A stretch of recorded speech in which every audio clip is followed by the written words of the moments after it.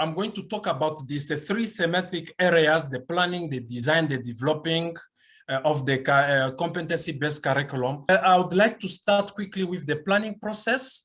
The question is, why CBC? I'm going to use the acronyms. Why CBC? This is competency-based curriculum right now. Why really are we talking about it right now?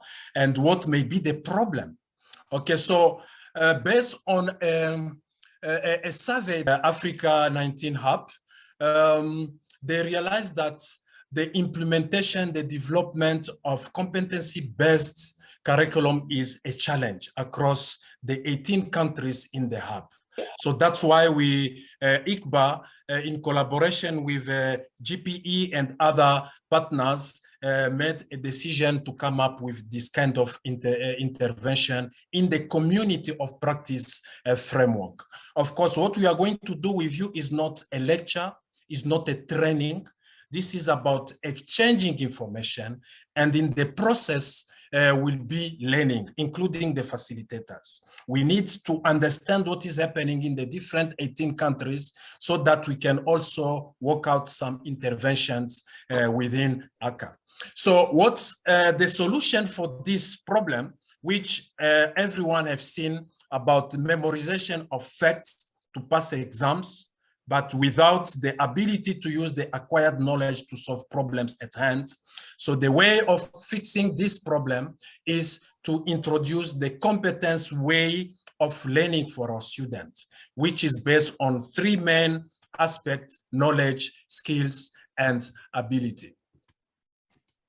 Another thing that we are going to talk about to make education relevant is to ensure that the national priorities and the global agenda, as it is defined in the Sustainable Development Goals, can be also attached or infused into the curriculum to ensure the curriculum is relevant for our continent. So we are going to use two examples. So this will be the example during our discussions about how to infuse that in the curriculum. A policy to smooth curriculum change is very important to come up with policies that will support the development, starting with the planning, the design, the development, the implementation, and the evaluation. So we have quite a number of policies that all countries are invited to think about it and to develop them, if not yet developed. So we are talking about change management. Many aspects influence the curriculum. You have social dimension, technical dimension, environmental, political, and economical dimensions are very critical when you develop, you implement the curriculum. And here we have the planning aspect, what we consider. You look at the issues, the needs, you establish a team of people who are experts who are going to develop that curriculum. You identify the national global priorities. You look also on conducting a need analysis that will help you to take informed decisions.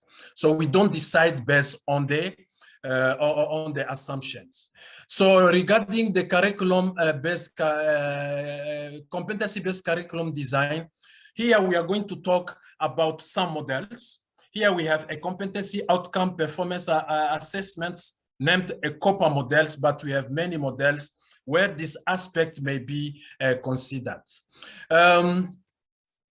We have also key component of CBC design. So here we have some very good aspects that we should consider, 5 aspects that we are going to discuss in our virtual space to see how we can come up with a very strong design that will ensure that when we implement the curriculum, we do things the right way.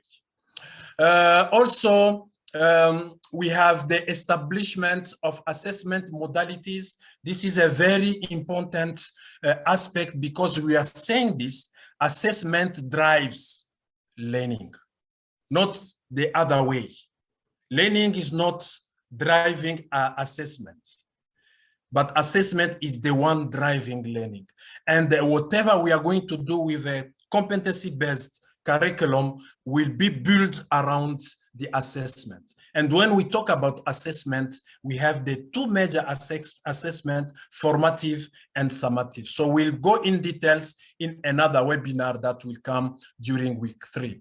So we have the indicators. This is very important when you're implementing this curriculum, or even when you are planning, you are designing, you need to look at the indicators that informs you that what you are doing is what you'd like to achieve based on the national priorities of your country. We have creating learning experience. We have backward design methodology. This is very critical because we start with what are the needs, what are the requirements in order for students, for learners to develop those kind of skills. And after that, you determine the acceptable evidence that will make you to say that the student have developed the competence. And later on, once you have you identify the desired results, you have the acceptable evidence. Now you can design the learning process. Another aspect very important is the mastery learning, and this is the heart of competency-based curriculum. Why? Because what you do, you ensure that every student, every learner in your class achieve mastery. And the mastery is to give students the time to develop that mastery, where you give them opportunity to try again, where you provide differentiated learning, because students don't learn on the same pace and with the same abilities. So theory underpinning the CBC, this is very important. Before to be practical, before to develop the competence, we need to understand really what really drives the process. We need to look at the theories. So when we practice, we know what is guiding us. So we'll also discuss about that. And here we have some of those theories. And the one that is very important that we'll talk about next week will be about learning theories, where you take the student through a process that will allow them to come up with new knowledge to solve the problems that they have at hand. So the same for the methodology to be utilized. This also will be discussed. Concerning the development process of the CBC, here we should remember that after you have designed the process, the curriculum, you need now to start putting in place all the elements that you designed. You come up with a layout of your curriculum. You decide what technology will be utilized. You start also thinking about the learning materials that you are going to develop for the students before the implementation. You can't implement before the right materials that the learners are going to use. Even the teaching materials are ready to ensure success. So we'll talk, and in the resource pack, you have the competency structure, which is very important because we had people have an abstract understanding of this. We are going really to unpack this together to ensure that all the participants in this webinar, they really understand what is inside a competency, how to interpret it, and how to ensure students achieve what is in there. So we have the competency title, description, performance statement. These are the elements within a competence, and this will be also discussed, but you have more information also in the resource pack. So we'll talk about the linkages between the competence, the learning outcomes, the learning objectives, the teaching materials, and so on, to come up with what we call constructive alignments between the competency, the teaching strategies, the formative assessment, and the summative assessment. So this aspect is very important. We'll talk about the constructive alignment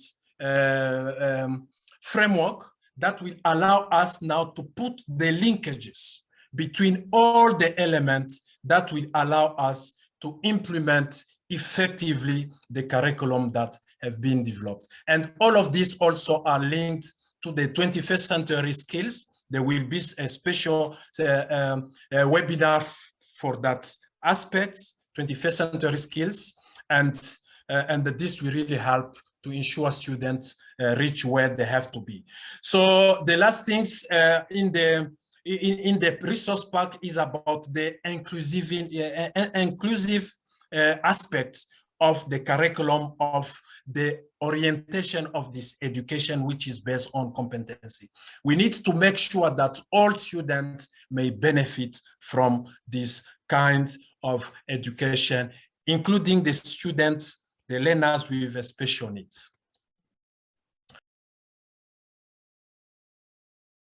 We had Zimbabwe, Lesotho, Uganda, and Ghana. In terms of policies, all these countries have either curriculum frameworks or they are looking at curriculum policy. They have curriculum and assessment policies, or are even looking at the Education Act, which are critical policy areas that would support the development of curriculum because they give them a good basis. The Uganda experience, as you have said in other teams, and I think what came out was the progressive nature in which the development of curriculum is being done across the various levels, that even as they have done the lower and are planning to move up, there is also a very clear plan on how teacher education is supposed to be undertaken. And I think all of us realize that teacher education is critical in terms of feeding back to the schools, and therefore has to be touched as well. As we discussed, I think there was a question that came because a lot of us were hinging on the issues of the curriculum policy and the framework. And I remember Crispin did ask, Crispin is from Zimbabwe, he did pose a question.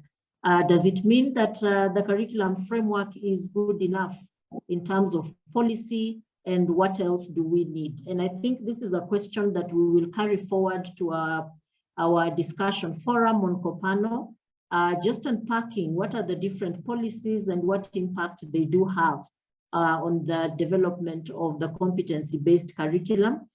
I've also picked a question from Joan Uganda in the chat, and you have asked a question saying, what exactly are the socially useful skills that CBC nurtures in children? And these are the critical questions that we do ask as we are implementing the competency-based curriculum. So I think the discussion will continue on Kopano. Just a thank you to the African Curriculum Association and to all of the stakeholders who were here today. You are the community of practice. The community of practice is not a series of workshops. It's not the content. It's really you. It's what you bring to this.